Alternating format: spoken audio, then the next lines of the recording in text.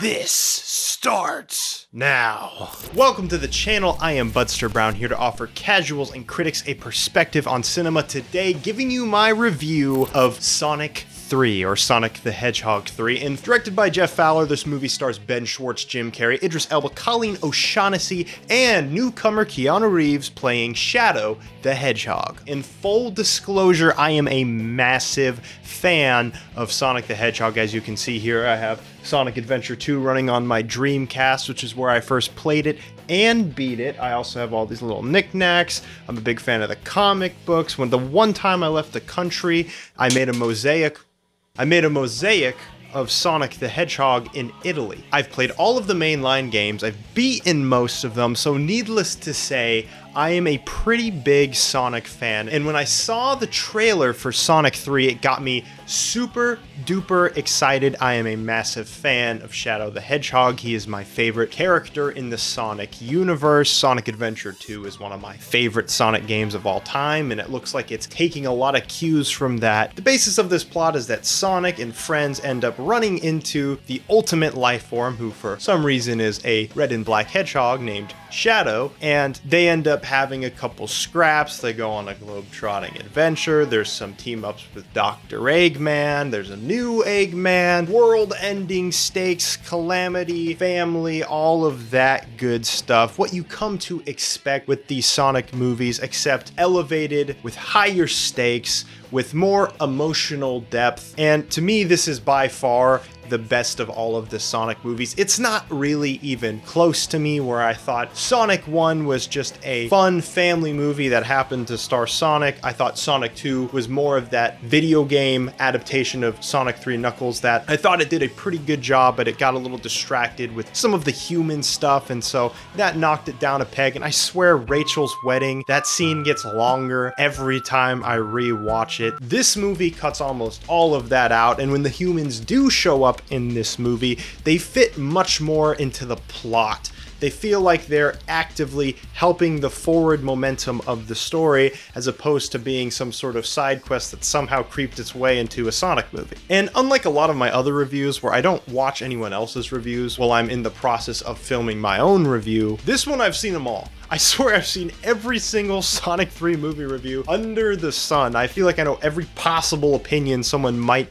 have on Sonic 3. And so my basic gist for you guys is that if you're not a big fan of the games, you don't really know anything, and you're a little bit older, you might just be there for Jim Carrey, who shows up in spades here. And not only that, he shows up twice because he plays Eggman's grandfather, Gerald Robotnik, where they're playing off of each other. Their chemistry's super great. They have a lot of zany humor, sometimes a little bit too much for good old BudsterBrown here, but overall, I thought they were very entertaining. And if you're a fan of Jim Carrey, this is him in top form, in my opinion. I think that alone makes Sonic 3 worth seeing if you're a fan of Jim Carrey. If you're a big fan of the games, if you played a lot of the games past like the Genesis era, you're here for Shadow. And there's a lot of mixed opinions on Keanu Reeves' portrayal of Shadow. Some people criticize his voice acting, his inflections, how they all feel the same, how they feel somewhat robotic, which is a classic complaint about a lot of Keanu's lines. And in some ways, I'm like, yeah, they're right. But I end up falling on the opposite side that thinks Keanu did an amazing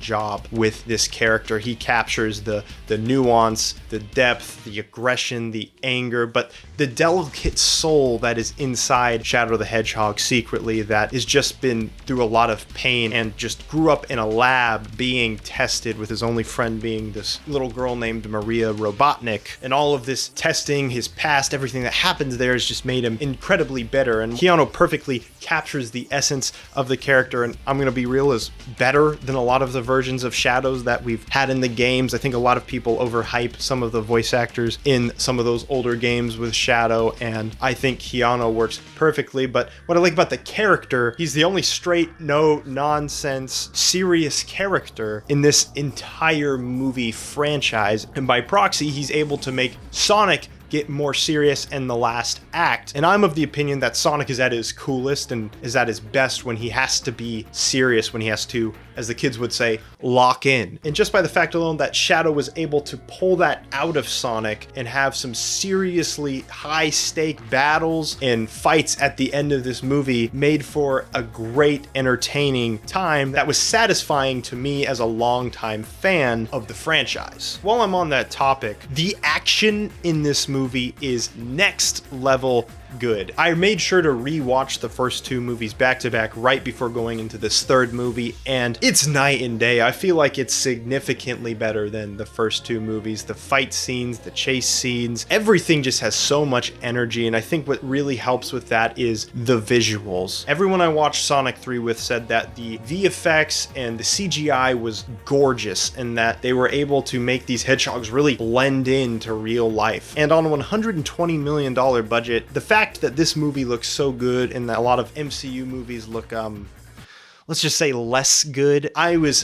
thoroughly impressed with this, and I think part of that is that the director Jeff Fowler has not only been a VFX artist in the past, he was also a VFX artist on the opening CGI cutscene of Shadow the Hedgehog. So that was another reason I was really excited to see what he would do with Shadow. He's been in the nitty-gritty before, animating this character and understanding the essence of what sort of cool factor he might bring. As far as game accuracy goes, overall I would say it follows the beats of the game Sonic Adventure 2, remixed and with a couple things added and changed and whatnot, but it is not an adaptation of that game. There's just a lot of elements from that game, and other Sonic games to be fair, infused into this movie. While it's true to the spirit of the game, there are a couple things that made me a little sad, missed opportunities to be sure, but there are Easter eggs and little things spread out through this whole thing that don't feel forced, they feel pretty naturally woven into the story. But I think the Shadow and Maria stuff, the heart of that dynamic is captured better here than in any of the games. And I think this is the best version of Maria Robotnik, and I think this might also be the best version of Shadow the Hedgehog, because it takes what made them special in the games, but get rid of that old game jank with the cutscenes and the poor sound mixing and whatnot, and brings it to a cinematic level that everyone can appreciate, and not just me remembering the nostalgia of it as a child. Well, I really loved Sonic 3, and I mean, I loved it a lot. I've seen it 3 times already, but there are certainly things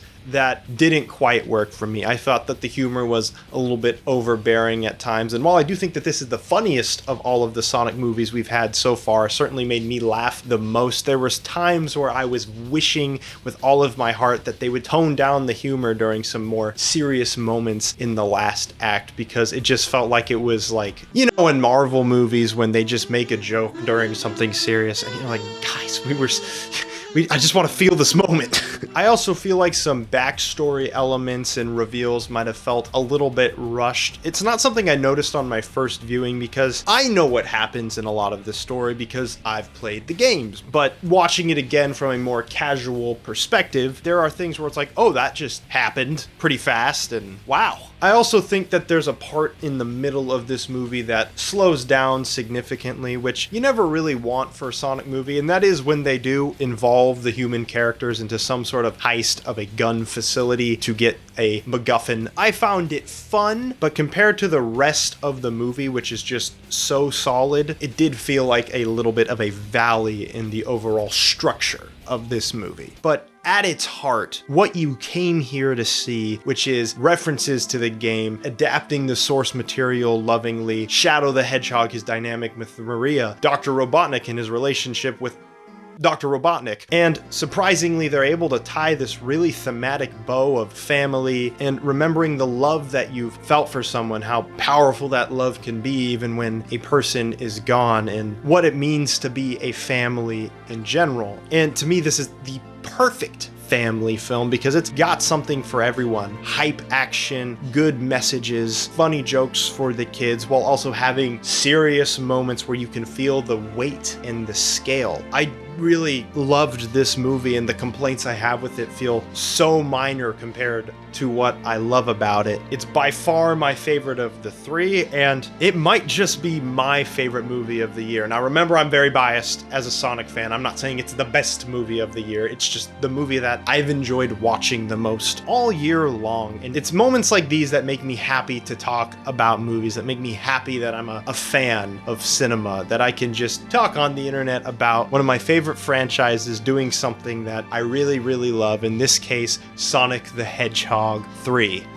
And hey, that's the video. If you liked what you saw here and you want to see more, make sure to subscribe to the channel, like the video, and comment down below, did you like Sonic 3? How did it compare to the game Sonic Adventure 2? And I especially want to hear your perspective if you're a casual fan, what you thought of the movie, even if you've never touched a Sonic game or knew anything about the franchise before the movies. I'm very curious what you think about this movie. With that, thank you all so much for watching, and I will see you later.